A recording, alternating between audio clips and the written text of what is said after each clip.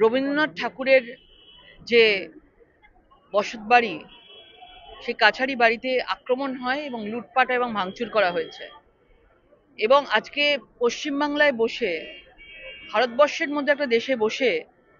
রবীন্দ্রনাথ ঠাকুরের ওপরে এই অপমানের বিরুদ্ধে জবাব দিতে আজকে আমরা রাস্তায় নেমেছি। এবং আমরা এখান থেকে সোজা বাংলাদেশ হাইকমিশনারে যাব এবং এই রবীন্দ্রনাথ ঠাকুরের মতো একজন মহাপুরুষ, একজন ব্যক্তিত্ব বাংলাদেশে যেভাবে তাকে অপমান করা হয়েছে, কখনো মূর্তি ভাঙা হয়েছে, কখনো কালি ছিটিয়ে দেওয়া হয়েছে, এখন তার বসত বাড়ি, তার কাছারি বাড়িকে তার পুরোপুরিভাবে ধ্বংসলীলা চালানো হয়েছে, তার প্রতিবাদে আমাদের এই আজকের মিছিল।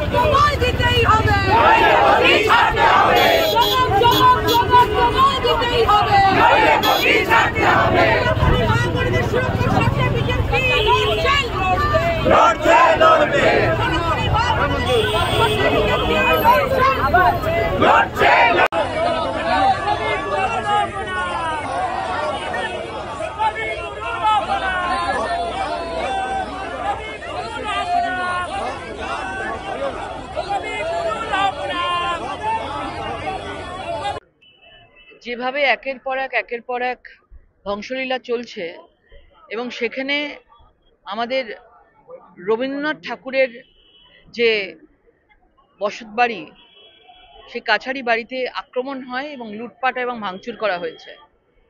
এবং আজকে পশ্চিমবাংলায় বসে, ভারতবর্ষের মধ্যে একটা দেশে বসে রবীন্দ্রনাথ ঠাকুরের ওপরে এই অপমানের বিরুদ্ধে জবাব দিতে আজকে আমরা রাস্তায় নেমেছি এবং আমরা এখান থেকে সোজা বাংলাদেশ হাইকমিশনারে যাব এবং এই রবীন্দ্রনাথ ঠাকুরের মতো একজন মহাপুরুষ, একজন ব্যক্তিত্ব বাংলাদেশে যেভাবে তাকে অপমান করা হয়েছে, কখনো মূর্তি ভাঙা হয়েছে, কখনো কালি ছিটিয়ে দেওয়া হয়েছে, এখন তার বসত বাড়ি, তার কাছারি বাড়িকে তার পুরোপুরিভাবে ধ্বংসলীলা চালানো হয়েছে, তার প্রতিবাদে আমাদের এই আজকের মিছিল।